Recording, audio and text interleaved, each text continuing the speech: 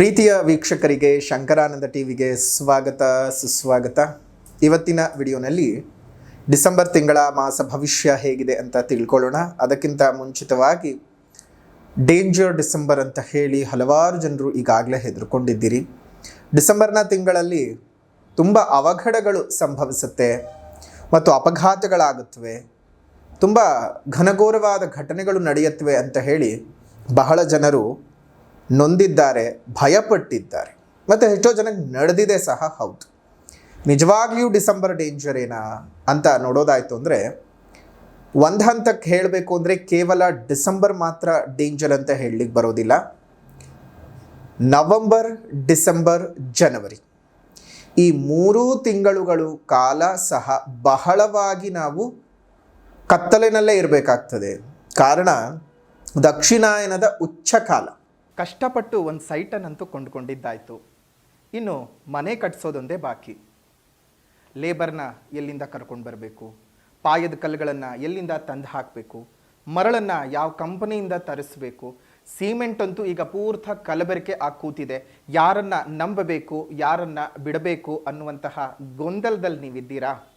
ಮನೆ ಕಟ್ಸೋಕ್ಕೋಸ್ಕರ ಒದ್ದಾಡಿ ಆ ಕಂಪನಿ ಈ ಕಂಪನಿ, ಅವ್ರ ಕೊಟೇಶನ್ನು ಇವ್ರ ಕೊಟೇಶನ್ ಅಂತ ಎಲ್ಲ ನೋಡಿ ತಲೆ ಕೆಟ್ಟು ಹೋಗಿದ್ಯಾ? ಖಂಡಿತ ತಲೆ ಕೆಡಿಸ್ಕೊಳ್ಳುವಂಥ ಅವಶ್ಯಕತೆಯೇ ಇಲ್ಲ. ನಿಮ್ಮ ಕೈಗೆಟಕುವ ದರದಲ್ಲಿ ಅತಿ ಗುಣಮಟ್ಟವನ್ನು ಹೊಂದಿರುವಂತಹ ಎಲ್ಲ ಉಪಕರಣಗಳನ್ನು ಉಪಯೋಗಿಸಿ ನಿಮ್ಮ ಕನಸಿನ ಮನೆಯನ್ನು ಕಟ್ಟಿ ನಿಮ್ಮ ಕೈಗೆ ಕೊಡ್ತಾರೆ. ಪಾಯದಿಂದ ಹಿಡಿದು ಗೃಹ ಪ್ರವೇಶದವರೆಗೂ ಬೇಕಾಗಿರುವಂತಹ ಸಕಲ ಸೌಲಭ್ಯವನ್ನು ಇದೊಂದೇ ಕಂಪನಿಯವರು ಒಂದೇ ರೂಫಿನ ಕೆಳಗಡೆ ನಿಮಗೆ ಒದಗಿಸ್ತಾ ಇದ್ದಾರೆ. ಆಶ್ಚರ್ಯ ಆಗ್ತಿದೆ ಅಲ್ವಾ? ಏನಪ್ಪ, ಪಾಯದಿಂದ ಹಿಡಿದು ಆರ್ಕಿಟೆಕ್ಟ್ ವಿಚಾರ ಆಗಿರಬಹುದು, ಫರ್ನಿಚರ್ ವಿಚಾರ ಆಗಬಹುದು, ಎಲ್ಲನೂ ನಮ್ಗೆ ಇದು ಮಾಡಿಕೊಡ್ತಾ ಇದ್ದಾರೆ. ಯಾರು ಕಂಪನಿ, ಎಲ್ಲಿದೆ ಅಂತ ಕೇಳ್ತಾ ಇದ್ದೀರಾ? ನಮ್ಮ ಬೆಂಗಳೂರಿನ ರಾಜಾಜಿನಗರದಲ್ಲಿರುವಂತಹ KMI ಕನ್ಸ್ಟ್ರಕ್ಷನ್ಸ್ ಕಂಪನಿಯವರು ಒಂದೇ ಸೂರಿನ ಅಡಿಯಲ್ಲಿ ನಿಮ್ಮ ಕನಸಿನ ಮನೆಯನ್ನು ಸಿದ್ಧ ಮಾಡಿಕೊಡ್ತಾರೆ.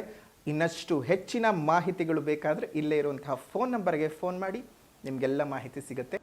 ಈ ಕಾರ್ತಿಕ ಅಮಾವಾಸ್ಯೆಯಿಂದ ಪ್ರಾರಂಭವಾದರೆ ಮಕರ ಸಂಕ್ರಮಣದವರೆಗೂ ಸಹ ಬಹಳ ಘನಘೋರವಾದ ಘಟನೆಗಳು ಪ್ರಕೃತಿಯಲ್ಲಿ ನಡೀತಾ ಹೋಗುತ್ತೆ. ಅದಕ್ಕೆ ನಾವು ನವಂಬರ್, ಡಿಸೆಂಬರ್, ಜನವರಿ ಅಂತ ಹೆಸರಿಟ್ಕೊಳ್ಬಹುದೇ ಹೊರತು ನಮ್ಮ ಆಧ್ಯಾತ್ಮಿಕ ದೃಷ್ಟಿಯಲ್ಲಿ ನೋಡೋದಾಯಿತು ಅಂತ ಹೇಳಿದ್ರೆ, ಹಿಮಂತ ಋತು ಅಥವಾ ಹೇಮಂತ ಋತು ಏನು ಪ್ರಾರಂಭವಾಗುತ್ತೆ ಮತ್ತು ಸಂಕ್ರಮಣದ ಕಾಲ, ಮಕರ ಸಂಕ್ರಮಣದ ಕಾಲದವರೆಗೂ ಸಹ ದಕ್ಷಿಣಾಯನದ ಪರಮ ಉಚ್ಚ ಕಾಲ ಇರುತ್ತೆ ನೋಡಿ. 5:30-6 ಗಂಟೆ ಆಗ್ತಾ ಇದ್ದ ಹಾಗೆ ನಮ್ಗೆ ಎಂಥ ಕತ್ತಲಾಗೋಗುತ್ತೆ ಅಲ್ವಾ? ಇನ್ನು 6:30 ಆಗೋಯ್ತು ಅಂದರೆ ಪೂರ್ತಿ ಕಗ್ಗತ್ತಲು ಆವರಿಸ್ಕೊಳ್ಳುವಂಥ ಕಾಲ. ಅದೇ ಉತ್ತರಾಯಣದ ಪುಣ್ಯಕಾಲದಲ್ಲಿ ನೋಡಿ 7 ಗಂಟೆ ಆಗ್ತಿದ್ರು ನಮಗೇನು ಮನೆ ಲೈಟ್ ಹಾಕಬೇಕು ಅಂತೇನು ಅನಿಸೋದಿಲ್ಲ, ಕಾರಣ ಅಷ್ಟು ಬೆಳಕಿರುತ್ತೆ. ಅಂದರೆ ವಾತಾವರಣದಲ್ಲೇ ಇಷ್ಟು ಬದಲಾವಣೆಯನ್ನು ನಾವು ನೋಡ್ತಾ ಇರ್ತೇವೆ. ಈ ವಾತಾವರಣದಲ್ಲೇ ಇಷ್ಟು ಬದಲಾವಣೆ ಇದ್ದಾಗ ಯಾಕೆ ವಾತಾವರಣದಲ್ಲಿ ಬದಲಾವಣೆ ಆಗುತ್ತೆ? ಪ್ರಕೃತಿ ಬದಲಾವಣೆ. ಸೂರ್ಯನ ಸ್ಥಾನ ಅಲ್ಲದೆ ಇದ್ರೂ ಚಲನೆಯ ಬದಲಾವಣೆಯಿಂದಾಗಿ ನಮಗಿಷ್ಟೆಲ್ಲ ಪರಿವರ್ತನೆಗಳಾಗ್ತಾ ಇರುತ್ತೆ. ಸೊ ಹಾಗಾಗಿ ಜನವರಿ 14ನೇ ತಾರೀಕಿನವರೆಗೂ ಪ್ರತಿಯೊಬ್ಬರೂ ಅಷ್ಟೇ ತುಂಬ ಜಾಗರೂಕತೆಯಿಂದ ಇರಬೇಕು. ದಕ್ಷಿಣಾಯನದ ಪ್ರಮೋಚ್ಚ ಕಾಲದಲ್ಲಿದ್ದೇವೆ. ಮಾನಸಿಕ ಸ್ಥಿತಿಗತಿಗಳು ತುಂಬ ಏರಿಳಿತವಾಗ್ತಾ ಇರುತ್ತವೆ. ಸಣ್ಣ ಪುಟ್ಟ ವಿಚಾರಗಳು ದೊಡ್ಡ ದೊಡ್ಡ ಮಟ್ಟಕ್ಕೆ ಮಾನಸಿಕ ವ್ಯಥೆಗೆ ಕಾರಣ ಆಗ್ತಾ ಇರುತ್ತೆ. ಚಿಂತೆಗಳು ಜಾಸ್ತಿ ಆಗ್ತಾ ಇರುತ್ತವೆ. ಮಾಡುವಂತಹ ಕೆಲಸ ಕಾರ್ಯಗಳ ನಮಗೆ ಒಂದು ಕ್ಲಾರಿಟಿ ಅನ್ನೋದು ಸಿಕ್ಕೋದಿಲ್ಲ. ವ್ಯಾಪಾರ ವ್ಯವಹಾರಗಳಲ್ಲಂತೂ ನಿಮಗೆ ಬಹಳ ತಲೆ ಕೆಟ್ಟು ಗೊಬ್ಬರ ಹಿಡ್ದಿರುತ್ತೆ. ಏನು ಮಾಡಬೇಕು, ಏನು ಬಿಡಬೇಕು ಅನ್ನುವಂತಹ ವಿಚಾರಗಳು ಗೊತ್ತಿಲ್ಲದೆ ಒದ್ದಾಡ್ತಾ ಇರ್ತೀರಿ. ಹಾಗಾಗಿ ಡಿಸೆಂಬರ್ ಮಾತ್ರ ಅಲ್ಲ, ಜನವರಿ 14ನೇ ತಾರೀಕಿನವರೆಗೂ ಸಹ ಎಲ್ಲರೂ ಬಹಳ ಜಾಗರೂಕತೆಯಿಂದ ಇರಬೇಕು. ವಾಹನ ಅಪಘಾತಗಳು ತುಂಬ ಆಗೋ ಚಾನ್ಸಸ್ ಜಾಸ್ತಿ ಇದೆ. ಹುಷಾರು. ವಾಹನಗಳನ್ನು ಯೂಸ್ ಮಾಡ್ತಕ್ಕಂಥವ್ರು ಸ್ವಂತ ವಾಹನಗಳಾಗಲಿ ಯಾವುದೇ ಆಗಲಿ ವಾಹನಗಳನ್ನು ಚಾಲನೆ ಮಾಡುವಂತಹ ಸಂದರ್ಭದಲ್ಲಿ ಜಾಗ್ರತೆಯಾಗಿ ಚಾಲನೆಯನ್ನು ಮಾಡ್ತಾ ಬನ್ನಿ. ಇನ್ನು ಡಿಸೆಂಬರ್ ತಿಂಗಳಲ್ಲಿ ಬದಲಾವಣೆ ಆಗುವಂತಹ ಗ್ರಹಗಳ ಬಗ್ಗೆ ಮಾಹಿತಿಯನ್ನು ನೋಡೋದಾಯಿತು ಅಂತ ಹೇಳಿದ್ರೆ, 5ನೇ ತಾರೀಕು 12ನೇ ತಿಂಗಳು 2025ಕ್ಕೆ ಮಿಥುನ ರಾಶಿಗೆ ಗುರು ವಕ್ರೀಗತನಾಗಿ ಪ್ರವೇಶ ಮಾಡ್ತಾ ಇದ್ದಾನೆ ನೋಡಿ. ಇಷ್ಟು ದಿವಸ ಗುರುಬಲ ಮತ್ತು ಗುರುಬಲ ಕೆಲ ರಾಶಿಗಳಿಗಿತ್ತು, ಕೆಲವು ರಾಶಿಗಳಿಗೆ ಈಗ ಹೋಗುತ್ತೆ. ಅಂದರೆ ತನ್ನ ಮೂಲಸ್ಥಾನ ಮತ್ತೆ ಪುನಃ ದೀರ್ಘ ಸಂಚಾರವಾಗಿರ್ತಕ್ಕಂಥ ಮಿಥುನ ರಾಶಿಗೆ ಪ್ರಯಾಣ ಬಳಸ್ತಾ ಇದ್ದಾನೆ ವಕ್ರೀಗತನಾಗಿ ಗುರು. ಇನ್ನು 6ನೇ ತಾರೀಕು 12ನೇ ತಿಂಗಳು 2025ಕ್ಕೆ ವೃಶ್ಚಿಕ ರಾಶಿಗೆ ಬುಧ ಪ್ರವೇಶ ಮಾಡ್ತಾ ಇದ್ದಾನೆ. ಇನ್ನು 7ನೇ ತಾರೀಕು 12ನೇ ತಿಂಗಳು 2025ಕ್ಕೆ ಧನಸ್ಸು ರಾಶಿಗೆ ಕುಜ ಪ್ರವೇಶ ಮಾಡ್ತಾ ಇದ್ದಾನೆ. ಇನ್ನು 15ನೇ ತಾರೀಕು 12ನೇ ತಿಂಗಳು 2025ಕ್ಕೆ ಧನಸ್ಸು ರಾಶಿಗೆ ರವಿಯು ಪ್ರವೇಶ ಮಾಡ್ತಾ ಇದ್ದಾನೆ. ಇನ್ನು 20ನೇ ತಾರೀಕು 12ನೇ ತಿಂಗಳು 2025ಕ್ಕೆ ಧನಸ್ಸು ರಾಶಿಗೆ ಶುಕ್ರ ಪ್ರವೇಶ ಮಾಡಿದ್ರೆ 29ನೇ ತಾರೀಕು 12ನೇ ತಿಂಗಳು 2025ಕ್ಕೆ ಬುಧನು ಧನಸ್ಸು ರಾಶಿಗೆ ಪ್ರವೇಶ ಮಾಡ್ತಾ ಇದ್ದಾನೆ. ಈ ಒಂದು ಗ್ರಹಗಳ ಸ್ಥಾನದ ಬಲಾನುಬಲಗಳ ಆಧಾರದಲ್ಲಿ ಯಾವ ರಾಶಿಯವರಿಗೆ ಈ ಗ್ರಹಗಳ ಸ್ಥಾನದ ಬಲಾಬಲಗಳ ಆಧಾರದಲ್ಲಿ ರಾಶಿ ಭವಿಷ್ಯ ಹೇಗಿದೆ, ಈ ತಿಂಗಳ ಮಾಸಿಕ ಭವಿಷ್ಯ ಹೇಗಿದೆ ಅನ್ನೋದನ್ನು ನೋಡೋಣ. ಧನಸ್ಸು ರಾಶಿಯವರಿಗೆ 2025 ಡಿಸೆಂಬರ್ನ ತಿಂಗಳ ಮಾಸ ಭವಿಷ್ಯ ಹೇಗಿದೆ ಅಂತ ಗಮನಿಸೋದಾಯಿತು ಅಂತ ಹೇಳಿದ್ರೆ ನೋಡಿ, ಡಿಸೆಂಬರ್ 5ನೇ ತಾರೀಕಿನಿಂದ ಪುನಃ ನೀವು ಗುರುಬಲವನ್ನೇನು ಕಳ್ಕೊಂಡಿದ್ರಲ್ಲ ಅದನ್ನು ವಾಪಸ್ ಪಡ್ಕೋತಿದ್ದೀರಿ. ಗುರುವಿನ ಅನುಗ್ರಹ ನಿಮಗೆ ಪುನಃ ಉಂಟಾಗ್ತಾ ಇರತಕ್ಕಂಥದ್ದು. ಆದರೆ ಅರ್ಧಾಷ್ಟಮ ಶನಿಯ ಪೀಡೆ ಇನ್ನೂ ಸಹ ಇದೆ ನಿಮಗೆ, ಹತ್ತತ್ರ 2 ವರ್ಷಗಳ ಕಾಲ ಇರ್ತಕ್ಕಂಥದ್ದು. ಹಾಗಾಗಿ ನಿಮಗೆ ಪಂಚಮ ಶನಿ ಮತ್ತು ಅರ್ಧಾಷ್ಟಮ ಶನಿ, ಅಷ್ಟಮ ಶನಿಯ ಪೀಡೆಗಳು ತುಂಬಾ ಹಿಂಸೆ ಕೊಡುತ್ತೆ ಆಯಾ ಸ್ಥಾನಗಳಲ್ಲಿ ಬಂದಂತಹ ಸಂದರ್ಭದಲ್ಲಿ. ಉದಾಹರಣೆಗೆ ಸಿಂಹರಾಶಿಯವರಿಗೆ ಅಷ್ಟಮ ಶನಿ ಪೀಡೆ ಇದೆ, ಪಂಚಮ ಶನಿ ಪೀಡೆಯು ನಮ್ಮ ವೃಶ್ಚಿಕ ರಾಶಿಗೆ ಇರತಕ್ಕಂಥದ್ದು. ಅದೇ ರೀತಿಯಾಗಿ ಅರ್ಧಾಷ್ಟಮ ಶನಿಯ ಪೀಡೆಯು ಧನಸ್ಸು ರಾಶಿಯವರಿಗೆ ಇದೆ. ಈ ಒಂದು ಸಮಯದಲ್ಲಿ ಯಾವುದೇ ರೀತಿಯಾದಂಥ ಈ ಅರಿಷ್ಟ ಸ್ಥಾನದ ಶನಿದೋಷವನ್ನು ಕಳ್ಕೊಳ್ಬೇಕು ಅಂತ ಹೇಳಿದ್ರೆ ಹನುಮದೇವರ ಉಪಾಸನೆ ಬಹಳ ಮುಖ್ಯವಾಗುತ್ತೆ. ಹನುಮದೇವರ ಉಪಾಸನೆಯನ್ನು ಮಾಡಿ, ಹನುಮದೇವರ ಆರಾಧನೆಯನ್ನು ಮಾಡಿ ಶುಭವಾಗುತ್ತೆ. ಇನ್ನು ಡಿಸೆಂಬರ್ ತಿಂಗಳು ಯಾವ ರೀತಿಯಾಗಿದೆ ಅಂದರೆ ಮನೆಯಲ್ಲಿ ಬಹಳ ಸಂತೋಷದಾಯಕವಾದಂಥ ವಾತಾವರಣ ಉಂಟಾಗ್ತದೆ. ನಿಮ್ಮ ಮಕ್ಕಳ ಆರೋಗ್ಯದ ಪ್ರಗತಿ ನಿಮಗೆ ಬಹಳ ಸಂತೋಷವನ್ನು ತಂದುಕೊಡುತ್ತೆ. ನೂತನ ವಸ್ತ್ರ ಆಭರಣದ ಮತ್ತು ವಾಹನದ ಖರೀದಿಯ ಯೋಗ ಸಹ ನಿಮಗೆ ಇದ್ದಾವೆ. ಬಂಧು ಬಾಂಧವರೊಟ್ಟಿಗೆ ಬಹಳ ಸಂತೋಷವಾದಂತಹ ಶುಭ ಸಮಯವನ್ನು ಕಳೀತೀರಿ. ಸ್ನೇಹಿತರೊಟ್ಟಿಗೆ ಇದ್ದಂತಹ ಅನೇಕ ಮನಸ್ತಾಪಗಳು ದೂರ ಆಗತಕ್ಕಂತಹ ತಿಂಗಳು. ಪರೋಪಕಾರವನ್ನು ಮಾಡ್ತೀರಿ. ಸೇವಕ ವರ್ಗದವರಿಂದ ಹಿತೈಷಿಗಳಿಂದ ಉತ್ತಮವಾದಂತಹ ಧನ ಸಂಪಾದನೆಯನ್ನು ಮಾಡ್ತೀರಿ. ಆದರೆ ಊರು ಉಪಕಾರ ಅರಿಯಲ್ಲ, ಹೆಣ ಸಿಂಗಾರ ಅರಿಯಲ್ಲ ಅನ್ನುವಂಥ ಮಾತನ್ನು ಪ್ರತಿ ಬಾರಿ ಹೇಳ್ತಾನೆ ಇರ್ತೀವಿ. ತಲೆಯಲ್ಲಿ ಇಟ್ಕೊಳ್ಳಿ. ನಿಮ್ಮದೇನೋ ಪರೋಪಕಾರ ಬುದ್ಧಿ, ಎಲ್ರಿಗೂ ಸಹಾಯ ಮಾಡ್ತೀನಿ ಅಂತ ಹೋಗಿ, ಆದರೆ ಸಹಾಯ ಮಾಡಿಸ್ಕೊಂಡಂಥವ್ರು ನಿಮಗೆ ಮುಂದಕ್ಕೆ ಏನು ಮಾಡಬಹುದು ಅನ್ನೋದನ್ನು ಯೋಚನೆ ಮಾಡಿ. ಅವ್ರು ನಿಮಗೆ ಸಹಾಯನೇ ಮಾಡಬೇಕು ಅಂತಿಲ್ಲ, ಆದರೆ ಮಾಡಿದಂತಹ ಸಹಾಯವನ್ನು ತಗೊಂಡು ಪುನಃ ಅವರು ನಿಮ್ಮನ್ನು ಬೇರೆ ರೀತಿಯಾಗಿ ಪೋರ್ಟ್ರೇ ಮಾಡುವಂತಹ ಅವಶ್ಯಕತೆ ಇಲ್ಲ ಅಲ್ವಾ? ಆ ರೀತಿಯಾಗಿ ಮಾಡ್ಕೊಂಡ್ಬಿಡ್ತೀರಿ ಧನಸ್ಸು ರಾಶಿಯವರು. ಹುಷಾರು. ನಿಮ್ಮ ಹತ್ರನೇ ತಿಂದುಂಡು ಎದ್ದು ಪ್ರತಿಯೊಂದಕ್ಕೂ ನಿಮ್ಮನ್ನು ಉಪಯೋಗಿಸ್ಕೊಂಡು ಕೊನೆಯದಾಗಿ ನಿಮ್ಮನ್ನೇ ಹೀಗಳೆದು ಹೋಗುವಂತಹ ಜನರೇ ಹೆಚ್ಚು. ಹಾಗಾಗಿ ಅಂತಹ ಜನರ ಸಹವಾಸಗಳು ನಿಮಗೆ ಬೇಕಾಗಿಲ್ಲ. ಒಂದಷ್ಟು ಪುಣ್ಯ ಮತ್ತು ತೀರ್ಥಕ್ಷೇತ್ರಗಳ ಭೇಟಿ ಉಂಟಾಗ್ತದೆ. ಸಾರ್ವಜನಿಕರಿಂದ ಮತ್ತು ಗಣ್ಯ ವ್ಯಕ್ತಿಗಳ ಭೇಟಿಯಿಂದ ಬಹಳ ಸಂತೋಷದಾಯಕವಾದಂತಹ ವಾತಾವರಣ. ಸರ್ಕಾರಿ ಅಧಿಕಾರಿಗಳಿಗೆ ಉತ್ತಮವಾದಂತಹ ಧನಪ್ರಾಪ್ತಿಯ ಯೋಗ ಮತ್ತು ಉದ್ಯೋಗದಲ್ಲಿ ಮುಂಬಡ್ತಿಗಳು ಸಿಗ್ತಕ್ಕಂತಹದ್ದು ಆಗತ್ತೆ. ಇನ್ನು ಹಲವು ವಿಚಾರಗಳು ನಿಮಗೆ ವ್ಯಾಪಾರ ವ್ಯವಹಾರಗಳಲ್ಲಿ ಧನ ಲಾಭವನ್ನು ಸಹ ತಂದುಕೊಡುತ್ತೆ. ಒಂದಷ್ಟು ನಷ್ಟಗಳಿಂದ ಆಚೆ ಬರ್ತೀರಾ. ಕೋರ್ಟು ಕಚೇರಿ ವ್ಯಾಜ್ಯಗಳೇನಾದರೂ ಇತ್ತು ಅಂತ ಹೇಳಿದ್ರೆ ಯಶಸ್ಸು ಅನ್ನೋದು ನಿಮಗೆ ಸಿಗತ್ತೆ. ಸ್ವಲ್ಪ ಕೋಪವನ್ನು ಕಂಟ್ರೋಲ್ ಮಾಡ್ಕೊಳ್ಳಿ. ಸಿಟ್ಟಿನ ಬರದಲ್ಲಿ ಏನೇನೋ ಮಾತಾಡೋದಕ್ಕೆ ಹೋಗಬೇಡಿ. ಸ್ವಲ್ಪ ಜಾಗ್ರತೆಯಾಗಿದ್ದು ಏನು ಮಾತಾಡಬೇಕು, ಏನು ಬಿಡಬೇಕು, ಯಾರಿದ್ದಾರೆ, ಎಲ್ಲಿದ್ದೀನಿ ಅನ್ನುವಂಥ ಗಮನವನ್ನು ಇಟ್ಕೊಂಡು ಮುಂದುವರಿರಿ. ಶತ್ರು ಕಾಟದಿಂದ ದೂರ ಆಗ್ತೀರಿ. ಶತ್ರುಗಳು ಯಾರು ಅಂತ ಗುರುತಿಸ್ಕೊಳ್ತಕ್ಕಂತಹ ತಿಂಗಳಾಗತ್ತೆ ಮತ್ತು ಅವರನ್ನು ದಮನ ಮಾಡ್ಕೊಳ್ತಕ್ಕಂತಹ ಕೆಲಸವನ್ನು ಸಹ ಮಾಡ್ಕೊಳ್ತೀರಿ. ಹಲವು ಜನರು ಉಪದ್ರ ಕೊಡೋಕ್ಕಂತಾನೆ ಇರ್ತಾರೆ, ಆದರೆ ಅದನ್ನೆಲ್ಲವನ್ನು ಮೆಟ್ಟಿ ನಿಲ್ಲುವಂತಹ ಶಕ್ತಿ ನಿಮಗಿದೆ ಮತ್ತು ಮೆಟ್ಟಿ ನಿಲ್ತೀರಿ. ಕುಲದೇವತೆಯ ದರ್ಶನ ಉಂಟಾಗ್ತದೆ. ಇನ್ನು ಹಲವು ವಿಚಾರಗಳಲ್ಲಿ ನಿಮಗೆ ಲಾಭವೇ ಇದ್ದಾವೆ. ಏನು ಯೋಚನೆ ಮಾಡುವಂಥ ಅವಶ್ಯಕತೆ ಇಲ್ಲ.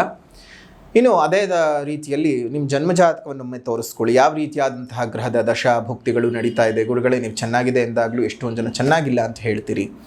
ಚೆನ್ನಾಗಿಲ್ಲ ಅಂದಾಗ ಎಷ್ಟೋ ಜನ ಚೆನ್ನಾಗಿದ್ದೀವಿ ಅಂತಲೂ ಸಹ ಹೇಳೋರಿದ್ದೀರಿ. ಯಾಕೆಂದರೆ ಅದು ನಿಮ್ಮ ಜನ್ಮಜಾತಕದ ಆಧಾರದಲ್ಲಿ, ನೀವು ಹುಟ್ಟಿದಂತಹ ದಿನಾಂಕ, ಸಮಯ, ತಿಂಗಳು, ವರ್ಷದ ಆಧಾರದಲ್ಲಿ ಬರುವಂತಹ ಜಾತಕದ ಅಲ್ಲಿರುವಂತಹ ದಶಾಭುಕ್ತಿಗಳು ನಿಮಗೆ ಯಾವ ರೀತಿಯಾದಂತಹ ಒಳ್ಳೆಯದು ಅಥವಾ ಕೆಡುಕನ್ನು ಮಾಡ್ತಾ ಇದೆ ಅನ್ನುವಂತಹ ಆಧಾರದಲ್ಲಿ ನೋಡೋದಾಗ ನಿಮಗೆ ಒಳ್ಳೆ ರೀತಿಯಾದಂತಹ ಶುಭದ ಗ್ರಹದ ದಶಾಭುಕ್ತಿಗಳು ನಡೀತಾ ಇತ್ತು ಅಂದರೆ ಗೋಚಾರದು ಶುಭ ಸೇರಿಕೊಂಡು ಎಲ್ಲ ಒಳ್ಳೆಯದಾಗತ್ತೆ. ಆದರೆ ಗೋಚಾರ ಚೆನ್ನಾಗಿದ್ದು ಜನ್ಮಜಾತಕ ಚೆನ್ನಾಗಿಲ್ಲ ಅಂದಾಗ ಸ್ವಲ್ಪ ಅನಿಷ್ಟಾರಿಷ್ಟ ಫಲಗಳು ಹೆಚ್ಚಿಗೆ ಆಗಬಹುದು. ಜಾಗ್ರತೆ. ಹಾಗಾಗಿ ಜಾತಕ ತೋರಿಸ್ಕೊಳ್ಳೋದು ಮರೆಯೋದು ಬೇಡ. ಜಾತಕ ತೋರಿಸ್ಕೊಳ್ಬೇಕು ಅಂದರೆ ಇಲ್ಲೇ ಇರತಕ್ಕಂತಹ ಫೋನ್ ನಂಬರ್ಗೆ ವಾಟ್ಸಪ್ನ ಮುಖಾಂತರ ಕಾಂಟ್ಯಾಕ್ಟ್ ಮಾಡಿ ಡೇಟ್ ಫಿಕ್ಸ್ ಮಾಡ್ಕೊಂಡು ಬಂದು ಒಂದು ಜಾತಕವನ್ನು ತೋರಿಸ್ಕೊಳ್ಳುವಂತಹ ಕೆಲಸವನ್ನು ಮಾಡಿ. ಅದೇ ರೀತಿಯಾಗಿ ಬಹಳ ಅನುಕೂಲದಾಯಕವಾಗಿರ್ತಕ್ಕಂತಹ ಹಲವು ಪರಿಸ್ಥಿತಿಗಳು ಉತ್ಪತ್ತಿಯಾಗುತ್ತೆ. ನೌಕರರಿಗೆ ಉದ್ಯೋಗದಲ್ಲಿ ಬಹಳ ಪ್ರಗತಿಯನ್ನು ಕಾಣ್ತಕ್ಕಂಥದ್ದು, ಮುಂಬಡ್ತಿಗಳು, ಟ್ರಾನ್ಸ್ಫರ್ಗಳು, ಅದೇ ರೀತಿಯಾಗಿ ಶುಭ ರೀತಿಯಾದಂತಹ ಭತ್ಯೆ ಹೆಚ್ಚಳವಾಗ್ತಕ್ಕಂಥದ್ದಾಗುತ್ತೆ. ಮೇಲಧಿಕಾರಿಗಳ ಪ್ರಶಂಸೆಗೆ ನೀವು ಪಾತ್ರ ಆಗುವ ಸಾಧ್ಯತೆಗಳಿದ್ದಾವೆ. ಎಲ್ಲ ವಿವಾದಗಳಿಂದ ದೂರವಾಗಿ ಮನ್ನಣೆಗಳನ್ನು ಸ್ವೀಕಾರ ಮಾಡಿಕೊಳ್ತಕ್ಕಂಥದ್ದು. ನೋಡಿ, ಯಾರಿಗೆ ತಾನೇ ಬೇಡ ಮನ್ನಣೆ? ಪ್ರತಿಯೊಬ್ಬರಿಗೂ ಮನ್ನಣೆ ಅನ್ನುವಂಥದ್ದು ಬೇಕೇ ಬೇಕು. ಅನ್ನದಾತುರಕ್ಕಿಂತ ಚಿನ್ನದಾತುರ ತೀಕ್ಷ್ಣ, ಚಿನ್ನದಾತುರಕ್ಕಿಂತ ಗಂಡು ಹೆಣ್ಣೊಲವು, ಮನ್ನಣೆಯ ಆತುರ ಎಲ್ಲದಕ್ಕೂ ತೀಕ್ಷ್ಣ ಅಂತ ದೊಡ್ಡವರು ಹೇಳ್ತಾರೆ. ಅನ್ನದಾತುರಕ್ಕಿಂತ ಚಿನ್ನದಾತುರ ತೀಕ್ಷ್ಣ. ಅನ್ನವನ್ನು ಮತ್ತು ಚಿನ್ನವನ್ನು ನಾವು ಪಕ್ಕ ಇಟ್ಟಾಗ ಅನ್ನವನ್ನು ಎತ್ಕೊಳ್ಳೋದಕ್ಕಿಂತ ಚಿನ್ನವನ್ನು ಎತ್ಕೊಳ್ಳೋದೇ ಹೆಚ್ಚು. ಚಿನ್ನದಾತುರಕ್ಕಿಂತ ಗಂಡು ಹೆಣ್ಣೊಲವು, ಬಿಡಿಸಿ ಹೇಳೋವಂಥ ಅವಶ್ಯಕತೆ ಇಲ್ವನ್ಸುತ್ತೆ. ಅದೇ ರೀತಿಯಾಗಿ ಮನ್ನಣೆಯ ಆತುರ ಎಲ್ಲದಕ್ಕೂ ತೀಕ್ಷ್ಣ. ಸಿಗತ್ತೆ ಮನ್ನಣೆ ಅಂದರೆ ಯಾರು ಬೇಡ ಅಂತಾರೆ? ಪ್ರತಿಯೊಬ್ಬರೂ ಅಷ್ಟೇ ಅಲ್ವಾ? ಅವ್ರಿಗೆ ಒಂದು ಸ್ಥಾನಮಾನ, ಕುರ್ಚಿ ಬೇಕೇ ಬೇಕು. ಮನ್ನಣೆ ಸಿಕ್ತು ಅಂದರೆ ಗಂಡು ಹೆಣ್ಣಿನ ಒಲವು ಬೇಕಾಗಿಲ್ಲ, ಚಿನ್ನವೂ ಬೇಕಾಗಿಲ್ಲ, ಅನ್ನವೂ ಬೇಕಾಗಿಲ್ಲ. ಯಾಕೆ ಹೇಳಿ? ಆ ಮನ್ನಣೆ ಅನ್ನುವಂತಹ ಆ ವೈಭೋಗದ ಸ್ತರ ಕೊಡ್ತಕ್ಕಂಥ ವಿಚಾರವೇ ಹಾಗಿರುತ್ತೆ. ವ್ಯಾಪಾರಸ್ಥರಿಗೆ ವ್ಯಾಪಾರದಲ್ಲಿ ಬಹಳ ಗೊಂದಲಮಯವಾದಂತಹ ವಾತಾವರಣಗಳಿಂದ ದೂರವಾಗ್ತೀರಿ. ಖರ್ಚುಗಳು ಕಡಿಮೆ ಆಗತ್ವೆ, ಆದಾಯ ಹೆಚ್ಚಿಗೆ ಆಗ್ತಕ್ಕಂಥದ್ದು, ಶಾಂತಿ ಅನ್ನೋದು ಸಿಗತ್ತೆ. ಮಿತ್ರರೊಟ್ಟಿಗಿದ್ದಂತಹ ಅನೇಕ ವೈಮನಸ್ಯಗಳು ದೂರವಾಗ್ತಕ್ಕಂಥದ್ದು, ಪಾಲುದಾರಿಕ ವ್ಯಾಪಾರ ವ್ಯವಹಾರದಿಂದ ಬಹಳ ಲಾಭಗಳನ್ನು ನೋಡ್ತೀರಿ.